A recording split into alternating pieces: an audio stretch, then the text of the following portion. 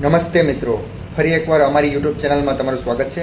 આજે આપણે રેશન કાર્ડની અંદર વારંવાર કેવાયસી કરતી વખતે જે એરરો આવી રહી છે તેની વિગતવાર ચર્ચા કરીશું। તેની અંદર જે એરર આવે છે તે શેના કારણે આવે છે અને તેનું સોલ્યુશન શું છે, શું કરી શકાય તેની પણ ચર્ચા કરીશું। ઠીક છે, ચાલો। સૌથી મોટી એરર અને બધાને મૂંઝવતો પ્રશ્ન એટલે કે fail due to network relative issue. આ પ્રશ્ન બધાને રહે છે, જેની અંદર માણસો કંટાળી જાય છે અને એમ કહે છે આ ઇસ્યુ શોર્ટ કેમ નથી થતો। તો એના પ્રશ્નની સામે જવાબ મારો એ જ રહે છે કે વારંવાર ટ્રાય કરતી રહેવાની રહેશે। એરર નંબર 2, એને આધાર issue.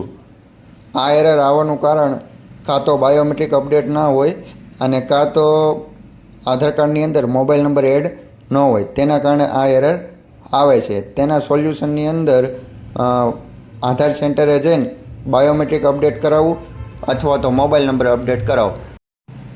Error number 3, given Aadhaar not found this card. આ એરરની અંદર રેશન કાર્ડની ઓફિસે જઈને ઓફલાઈન કેવાયસી કરવાનું રહેશે, જેની અંદર ઘરના બધા સભ્યોને રૂબરૂ જઈને અંગૂઠો મારવાનો રહેશે। ત્યારબાદ બધાના નામ શો કરશે કેવાયસીના ડેટાની અંદર। Last error, biometric data did not match એવી એરર શો કરશે।